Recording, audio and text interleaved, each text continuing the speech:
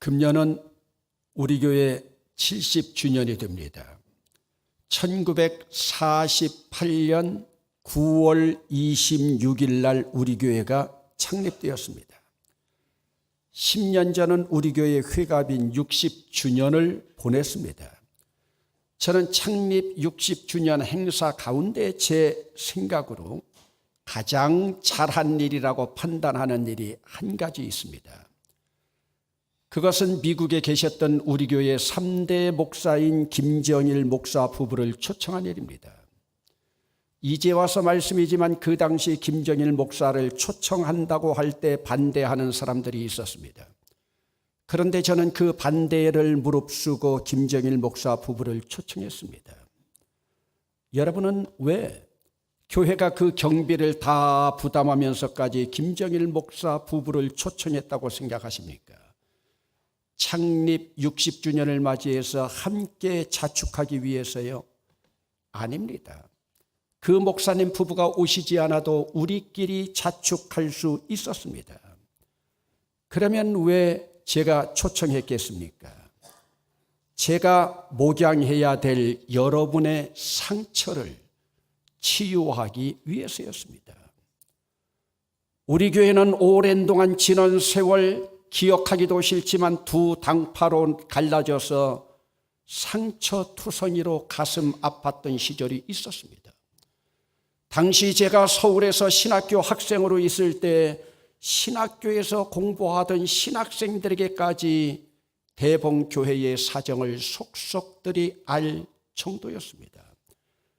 그러니 당사자인 여러분들의 가슴은 얼마나 찢어졌겠습니까? 그러나 이 당시 여러분들의 가슴보다 더 찢어졌던 분이 계십니다. 누군 줄 아십니까? 바로 교회의 머리 되신 예수님이셨습니다. 사실은 우리는 우리 가슴이 찢어져서 상처를 받았다고 하지만 더 큰 것은 예수님이 가슴 찢어져 상처를 받으신 겁니다. 그런데 교인들은 내 상처 아픈 것만 생각하고 있었지 찢어진 예수님의 가슴을 헤아리질 못했습니다. 사실 저는 찢어진 예수님의 상처를 치유하기 위해서 목사님 부부를 초청했습니다. 이때 제가 알고 있는 몇몇 교인들은 스스로 김정일 목사를 만나 용서를 빌고 화해한 교인들이 있었습니다. 참으로 아름다운 행진의 모습이었습니다. 며칠 전 신천에서 운동을 하다가 비가 조금 내리고 있는 상황에서 우리 교회 집사 한 분을 만났습니다. 그 집사의 말씀입니다.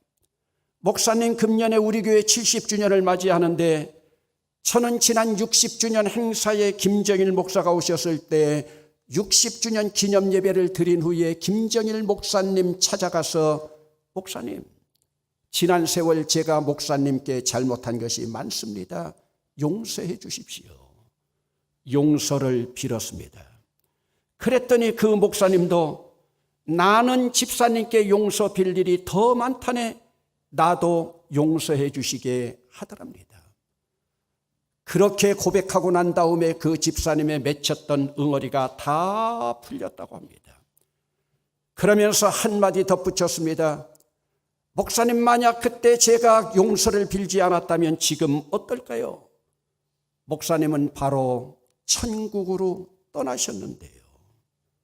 여러분, 오늘 여러분 가운데 지금 용서받지 못하고 용서하지 못해서 가슴에 응어리진 사람은 없습니까? 용서의 반대 개념의 용어가 무엇입니까? 그것은 미움입니다. 용서하지 못하고 미움이 가슴에 쌓이면 그것은 나를 괴롭히는 상처가 되고 나를 괴롭히는 질병이 되고 나를 병들게 하는 원흉이 됩니다. 여러분, 현대인들이 신경성 질병이 많은 이유가 무엇인지 압니까? 바로 용서해 주지 못하는 미움 때문입니다. 여러분, 이것을 신앙적으로 해석해 보면 믿는 자들이 가지고 있는 신경성 질병은 여러분 스스로 예수님의 가슴을 아프게 한 죄책감에서 생기는 질병입니다. 이걸 여러분들이 알아야 돼요. 여러분, 예수 믿는 믿음이 깊어지면 깊어질수록 하나님 앞에 지은 죄책감이 커집니다. 그래서 우리는 하나님 앞에 회개하는 겁니다. 여러분, 예수를 믿는다고 하는 우리가 우리 믿음의 대상인 예수님의 마음을 아프게 했으니, 그 가슴에 못을 박았으니 그 죄책감이 믿음이 좋을수록 우리 질병과 연관이 되지 않겠습니까? 그러기에 이런 죄책감은 우리의 마음의 병, 영혼의 병만이 아니라 육체적인 질병과도 연결이 됩니다. 여러분, 오늘 성경 본문에 나오고 있는 이 그림은 베드로의 질문으로부터 시작되어서 예수님의 대답과 설교로 이어집니다. 베드로의 질문입니다. 주여, 형제가 죄를 범하면 몇 번이나 용서하여 주리이까? 7번쯤 용서해 주면 되오리까? 지금 베드로는 변화산에서 변형된 예수의 모습인 천국을 체험하고, 천국 체험한 그 신앙을 가슴에 안고 천국에서 큰 자가 되려는 몸부림으로 낮은 자세로, 그리고 지금까지 예수님을 따랐던 수제자라고 하는 넓은 마음으로 스스로 대견해하면서 예수님께 칭찬받을 기대를 잔뜩 가지고 질문을 합니다. 7번쯤이면 되겠습니까? 여러분, 지금 베드로는 예수님 앞에 칭찬받고 싶은 거예요. 자기 최대의 관용을 드러낸 거예요.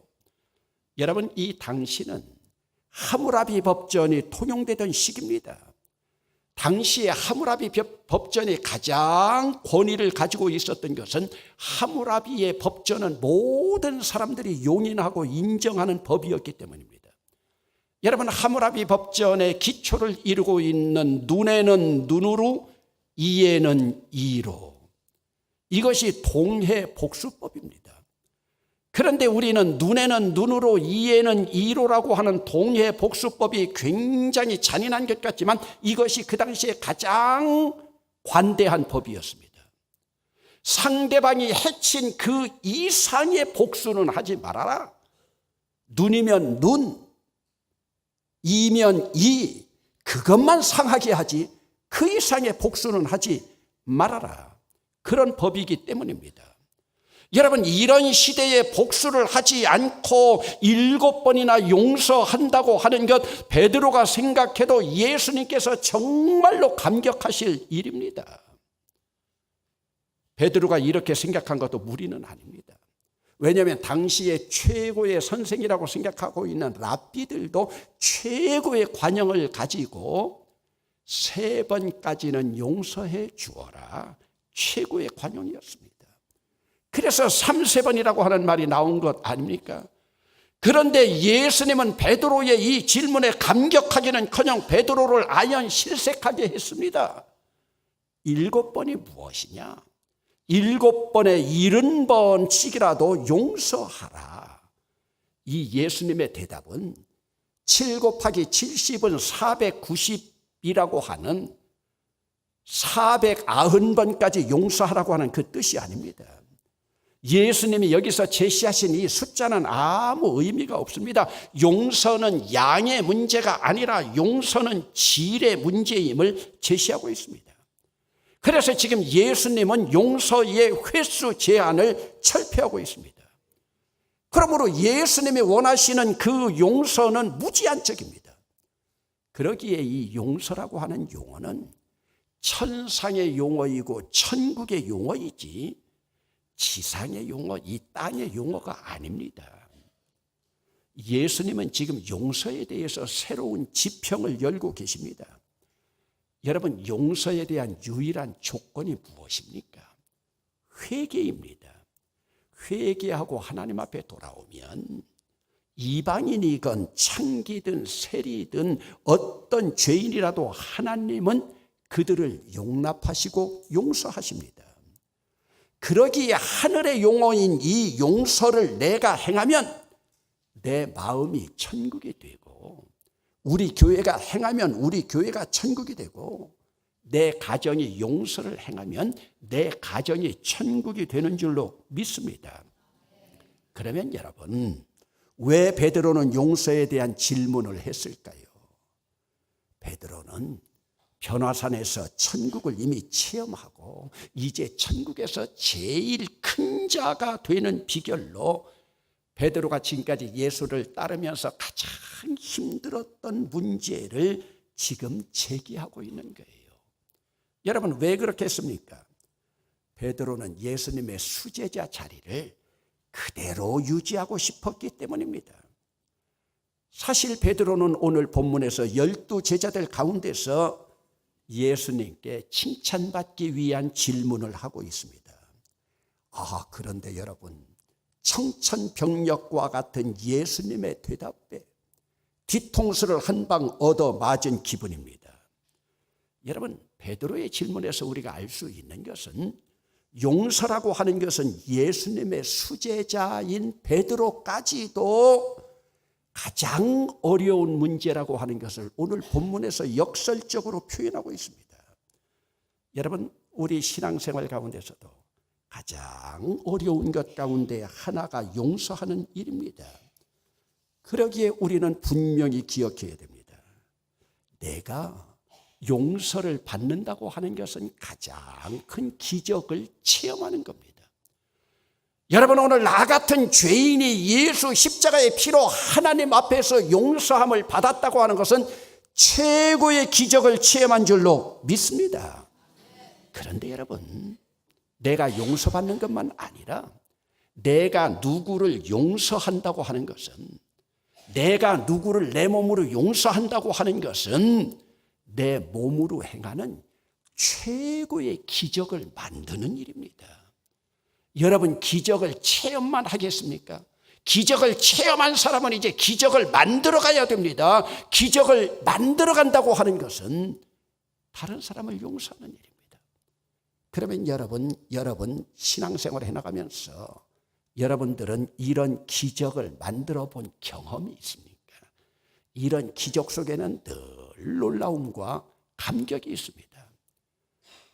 여러분, 그러면 이 땅에 살아가면서 이웃들에게 오해받고 거절을 당하고 비난과 냉대를 당하고 심지어는 고소까지 당하는 억울함을 당할 때 어떻게 그들을 용서할 수 있겠습니까? 여러분, 내게 치명적이고 결정적인 상처를 남기고 떠난 사람을 어떻게 용서할 수 있겠어요? 아니, 심지어는 내 전 재산을 빼앗아서 자기들은 잘 먹고 잘 살고 있는 동안에 내 자식들 공부도 하지 못해서 일생 동안 고생시킨 그 세월을 어디서 보상받을 수 있겠습니까? 여러분, 오늘 여러분 가운데는 용서받지 못해서 고통당하고 용서할 수 없어서 괴로워하는 사람들 없습니까? 용서하지 못하고 용서받지 못하면 우리 삶에 평안함 없습니다. 여러분들도 겪어봤잖아요. 샬롬이라고 하는 천국도 없습니다. 그래서 우리는 주님이 원하시는 천국의 삶을 살 수가 없는 거예요. 그리고 우리가 사는 이 세상을 주님은 천국으로 만들기를 원하는데 천국으로 만들 수가 없습니다. 우리 주님이 원하시는 것은 천국은 죽어서 가는 것이 아니라 우리 주님은 내가 살고 있는 이 자리, 이 땅을 천국으로 만들기를 원하십니다. 그러면 여러분, 우리는 우리가 살고 있는, 발 디디고 살고 있는 이 땅을 천국으로 만들기 위해서 우리가 해야 될 일이 무엇입니까? 먼저 용서하는 일입니다. 그러면 여러분에게 한번 묻습니다. 우리 주님은 누구나 다 용서했습니까? 아닙니다. 우리 주님도 다 용서하지 않았습니다. 주님은 인간의 죄를 용서하시기 위해서 이 땅에 오셨지만 누구의 죄나 다 용서하신 것이 아닙니다.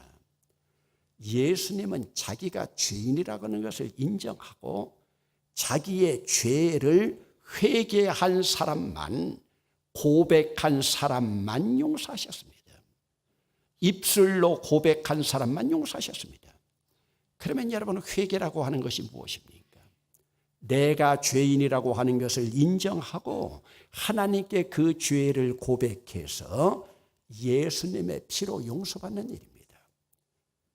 그래서 요한일서 1장 7절에 예수의 피가 우리를 모든 죄에서 깨끗하게 하실 것이요, 시편 103편 12절에서 동이 서에서 먼 것 같이 우리의 죄가를 멀리 옮기셨느니라. 그래도 아멘 안 해요. 여러분, 우리 주님은 우리가 고백하고 용서함 받은 죄는 동해 서에서 먼 것 같이 주님께서 기억도 않으시는 줄로 믿습니다. 그러기에 여러분, 용서는 하나님의 성품입니다. 용서는 사람들의 것이 아닙니다. 용서는 하나님의 것이고 천국의 것입니다. 여러분, 내가 누군가를 용서했다, 이것은 하나님의 마음을 간직하고 있다는 것입니다. 그런데 동시에 미움은 사탄의 것입니다. 내가 미움으로 가득한 삶을 살아간다는 사람은 사탄의 편에 서 있는 사람입니다. 미움은 천사일 수가 없습니다. 천국일 수가 없습니다. 그러기에 용서는 여러분, 내 힘만으로 안 됩니다. 내 의지와 내 결단만으로는 불가능합니다. 용서는 무릎 꿇어 기도하는 사람에게만 가능하고, 용서는 하나님의 영으로 충만한 사람에게만 가능하고, 그래서 용서는 기도하는 자의 것이고 하나님의 영으로 충만한 자의 것이지, 여러분, 용서는 예수 믿는 우리 모두의 것이 아닙니다. 예수 믿는다고 우리 모두가 용서 내 것이라고 착각하지 마세요. 그러면 여러분, 예수 믿는 우리는 왜 용서해야 됩니까? 천국에는 원수가 없습니다. 천국에는 원한이 없기 때문입니다. 여러분은 먼저 천국을 만든다면 어디를 천국으로 만들어야 됩니까? 무엇보다도 우리 믿는 자들은 내 카르디아, 내 마음을 천국으로 만들어야 합니다. 여러분들은 지금 행여 원수가 있습니까? 누군가에게 대한 원한을 가지고 있습니까? 그러면 여러분 마음은 천국이 될 수 없고 천국의 삶을 누릴 수도 없습니다. 여러분, 누군가에게 원한을 가지고 있습니까? 그러면 여러분은 천국의 삶 누릴 수가 없습니다. 그러면 여러분, 우리는 왜 용서해야 됩니까? 내가 하나님으로부터 받은 은혜, 내가 하나님으로부터 받은 용서함이 헤아릴 수 없이 많기 때문입니다. 내가 용서해야 할 이유는 오직 하나님께만 있습니다. 여러분, 하나님은 아무 조건 없이 아들의 피로 우리의 죄를 용서하셨습니다. 하나님이 나를 용서하신 것처럼 나도 다른 사람의 죄를, 잘못을 용서해 주시는 것이 천국의 삶을 사는 일이고, 이것이 바로 천국의 윤리입니다. 여러분, 저는 우리 대봉교회를 목양하고 목회하면서 여러분에게 잘못을 저지르고 있는 일이 하나 있습니다. 여러분, 그것이 무엇인 줄 압니까? 예배 순서에서 지금까지 주기도문을 하지 않은 일입니다. 저는 의도적으로 주기도문을 하지 않았습니다. 여러분, 왜 그런 줄 압니까? 제가 우리 교회 처음 부임했을 때 우리 교회 현장이 너무 삭막했기 때문입니다. 하나님 앞에서 가증스럽게 주기도문에 있는, 우리가 우리에게 잘못한 사람을 용서해 준 것 같이 우리 죄를 용서해 주시고, 여러분, 오늘 우리는 하나님이 우리 죄를 용서해 주신 것 같이 나에게 잘못한 사람을 용서해 주었습니까? 여러분, 저는 이 문구를 가증스럽게 하나님 앞에 기도드릴 수가 없었기 때문에 예배 순서에 넣을 수가 없었습니다. 여러분, 오늘 우리는 하나님으로부터 받은 그 큰 은혜와 사랑을 생각하면서 내 자존심이 땅에 떨어지는 아픔 속에서도 용서해야 됩니다. 그래서 이제 교회 70주년 맞이하고 여러분 또 내일 명절을 맞이해 나가면서 오늘 우리는 이 주기도문의 문구를 떳떳이 말할 수 있는 기회가 될 수 있기를 주의 이름으로 축원합니다. 여러분, 그러면 어떻게 용서해야 됩니까? 여러분, 자기의 입술로, 자기의 혀로 잘못을 인정하고 사과하는 사람은 다 용서해 줘야 합니다. 그러면 여러분, 자기 잘못을 인정하지 않고 사과하지 않는 사람은 어떻게 용서해야 됩니까? 용서하지 않아도 됩니까? 아닙니다. 그래도 용서해야 됩니다. 그런데 여러분, 이런 자들을 다 용서한다는 것은 너무도 억울하고 참담하고 울분을 토할 것 같은 심정입니다. 그러기에 우리 주님 말씀대로 살아간다고 하는 일은 억울할 수밖에 없습니다. 그러나 우리 주님은 우리의 그런 아픈 심정을 아십니다. 그래서 우리 주님은 우리에게 피할 길을 주셨습니다.